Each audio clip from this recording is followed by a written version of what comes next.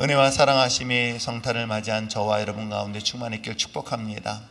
오늘 여러분에게 이런 질문할 때 여러분은 어떤 답변을 할 수 있을까? 나는 지금 오늘 어떤 소망과 어떤 희망과 어떤 꿈을 가지고 살아가고 있을까? 여러분 마음속에 오늘을 살아가고 또 내일을 살아가는 데 있어서 어떤 소망을 가지고 있습니까? 이 질문 앞에 여러분들은 어떤 답변을 할 수 있을까? 하나님을 믿지 않은 저 태국 땅 뿐만 아니라 전 세계가 이 성탄의 기쁨을 모두 즐기며 누리고 있습니다. 아마 모든 사람들이 함께 기뻐하며 들뜬 날이 바로 이 성탄절이 아닐까 생각해 봅니다. 그런데 모든 성탄 행사가 끝난 후에 그 기쁨은 계속되어지고 있을까요? 마치 연극이 끝난 후에 오는 그 공허함처럼 성탄의 기쁨을 함께 누렸던 축제의 시간이 끝난 이후에 그들의 마음은 여전히 이 세상을 살아가는 데 있어서 소망을 가지고 있을까? 오히려 이 축제가 끝난 후에 이 공허함은 큰 절망으로 다가오지 않을까를 생각해 봅니다. 2024년도 이전에도 이 팔레스타인 이스라엘 백성들에게는 어떤 상황이었을까? 여전히 아기 예수 탄생의 기쁨의 소식이 이 세상 가운데 있음에도 불구하고 그들은 절망과 좌절, 낙심과 두려움에 빠져 있었던 상황이었던 것입니다. 그들에게 유일한 소망이 있다고 한다면, 그들에게 유일한 희망이 있다면 지금의 두려움에서 버티고 견딜 수 있었던 것은 오랜 선지자들의 예언된 메시아, 그들은 그렇게 기다리고 기다렸던 날이 바로 아기 예수 탄생의 오늘이었던 것입니다. 그렇다면 오늘 살아가고 있는 우리에게서는 어떤 희망을 가지고 오늘 살아가고 있습니까? 여러분은 어떤 소망을 가지고 이 자리에 앉아 있으며 또한 2025년도를 맞이하시겠습니까? 우리는 2024년도 새해를 시작한 지가 얼마 되지 않았는데 이제 한 해를 거의 마감하고 새로운 새해를 시작합니다. 한 해를 마감하고 새해를 시작할 때는 우리는 또 다른 기대를 가지고 시작합니다. 내년에는 무엇인가 달라지고 무엇인가 올해보다는 좋아지겠지라는 작은 소망을 가지고 출발합니다. 그러나 여러분, 2023년도 연말에도 그랬던 것처럼 한 해는 어땠습니까? 올해는 여러분들이 그 마음의 소망과 희망이 다 이루어지셨습니까? 오랜 선지자에 예언된 예수 그리스도의 탄생, 바로 오늘 그것이 우리에게는 기쁨의 소식이라고 성경은 우리에게 이야기를 하고 있습니다. 물론 하나님을 믿지 않는 사람들에게는 그것이 희망의 메시지가 될 수 없으나 하나님을 믿는 하나님의 백성들, 아니 이 땅에 살아가는 수많은 사람들에게 예수 그리스도의 탄생은 또 다른 희망의 메시지가 될 수 있었던 이유가 무엇 때문일까요? 이제는 2024년도 태어난 예수가 아니라 다시 오실 예수 그리스도를 기대하면서 여러분은 어떤 소망을 바라보며 또한 새로운 새해를 준비하십니까? 오늘 성경에는 두 가지를 말씀하고 있습니다.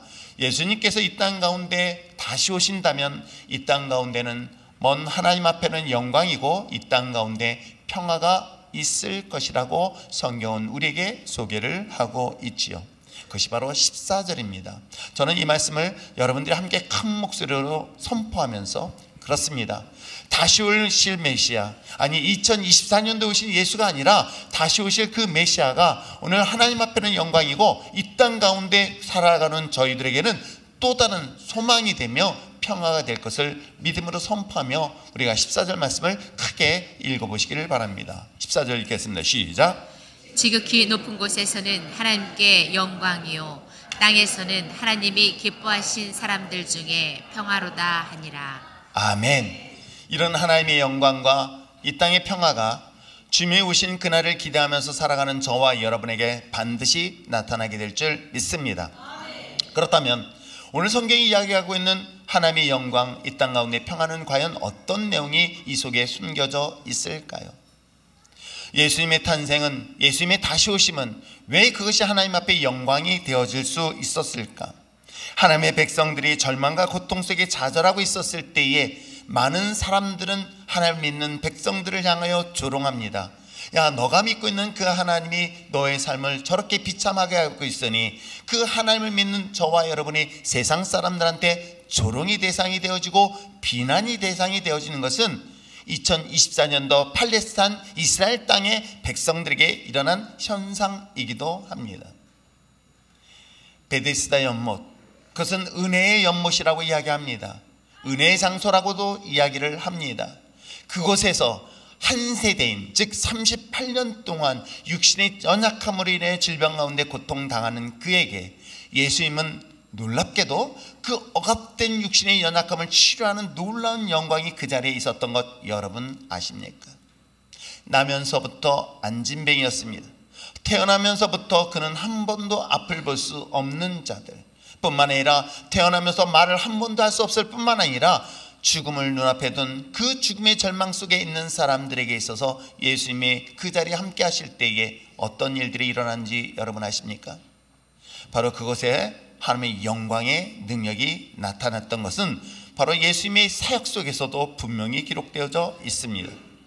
지금도 여전히 하나님의 형상으로 지음받은 저와 여러분, 하나님의 자녀들이 세상에서 때로는 고난과 고통 속에 신음하고 있었을 때에, 그 삶은 처절하고 있었을 때에, 현대의학으로는 도저히 치료가 불가능한 절망적 상황 속에 있을 때에 바로 예수님의 소식은, 기쁨의 소식은, 이 복음의 소식은 바로 창의적이고 창조적 기적과 부흥을 통해서 하나님의 이름이 이 땅 가운데 영광으로 드러날 것이라고 성경은 분명히 약속했을 뿐만 아니라 이미 이 약속을 성취되어진 것을 과거의 흔적을 통해서 살펴볼 수 있었던 것입니다. 그렇습니다. 예수님은, 바로 예수님에 대한 복음은, 이 성탄의 놀라운 이 축복의 메시지는 오늘 우리 삶 속에서 절망과 고통 속에 살고 있는 우리를 그것을 해방시키는, 그것을 치유하는 하나님의 기적과 역사의 현장이 되어지게, 이것을 통하여 하나님의 영광이 이 땅 가운데 분명히 나타날 것을 믿음으로 선포하는 저와 여러분 되시길 주님의 축복합니다. 하나님의 이름이, 하나님의 영광이 바로 저와 여러분의 삶을 통해서 반드시 드러나는 바로 2025년도가 되길 축복합니다. 뿐만 아니라 하나님의 이 땅 가운데 평화가 임할 것이라고 이야기를 하고 있습니다. 여러분, 우리가 생각하는 평화는 어떤 것일까? 내 마음이 편한 것? 그래서 환경적으로, 상황적으로 어려움이 없을 때 혹시 그 상황을 나는 마음이 편하다라고 혹시 이야기하고 있는 것은 아닐까요? 성경의 역사를 잘 살펴보면 풍랑 속에서 평화를 누리는 경우들을 종종 봅니다. 아니, 죽음이라는 두려운 공포의 현장 앞에서도 평화를 누립니다. 어찌 보면 세상 사람들이 더 이상 희망을 볼 수 없으며 절망 속에 낙심하고 있는 그런 상황 속에서도요, 놀랍게도 세상이 줄 수 없는 평화의 메시지들을 우리는 성경을 통해서 살펴보게 되어집니다. 그렇습니다.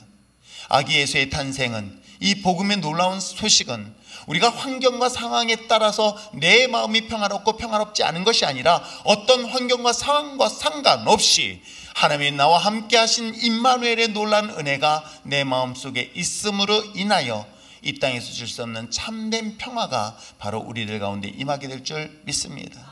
그런 평화는 여러분의 가정을 놀랍게도 변화시킬 것입니다. 내 안에 주는 평화가 내 가정을 변화시킬 것이고, 여러분의 가정이 하나님의 이 땅 가운데 평화로움으로 인하여 세상은 더 이상 희망을 볼 수 없는 가운데 있음에도 불구하고 여러분은 세상 속에서도 하나님의 풍성한 평화를 누리는 놀라운 역사를 경험하게 될 줄 믿습니다. 그런데 우리가 하나님이 주신 평화는 단순히 마음으로만 말씀하시지 않습니다. 한 끼 식사를 해결할 수 없어서 모든 사람이 걱정하고 근심할 때에 하나님은 물고기 2마리, 보리떡 5개 가지고도 5,000명을 먹이고도 남을 정도의 평화가 우리에게 있다는 것 여러분 아십니까? 그렇습니다. 하나님은 말로만 우리의 마음에 평화를 주신 것이 아닙니다. 삶의 현장 속에서도 분명히 살아계신 하나님의 영광을 드러낼 뿐만 아니라 삶의 현장에서도 하나님의 놀라운 평화가 임하게 될 줄 믿습니다. 2024년 전 예수 탄생은 지금도 여전히 되어질 뿐만 아니라 이제는 다시 오실 아기 예수 그리스도의 재림을 기대하면서 나갈 수 있는 여러분 되시길 바랍니다.